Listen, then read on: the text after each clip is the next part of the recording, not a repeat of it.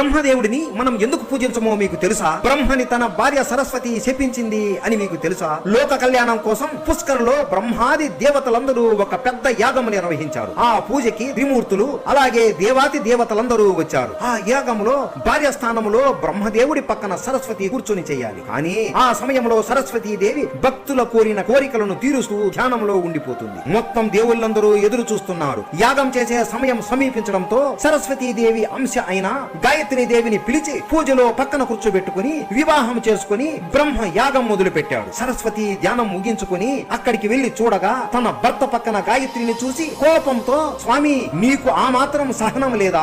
నేను రాలేదు అని గాయత్రితో యాగం ఎలా మొదలు పెట్టావు అంటే, ఇప్పుడు ఈ గాయత్రినే కదా నీకు భార్య, నేను నీ భార్యను కాదు కదా అని బాధపడుతూ, ఇక నుండి ఈ ముల్లోకాలలో ఎవరు నిన్ను పూజించరు, ఎవరు మీకు ఆలయాలు కట్టి మీ శరణు వీడరు అని చెప్పిస్తుంది. అప్పుడు అక్కడే ఉన్న శివుడు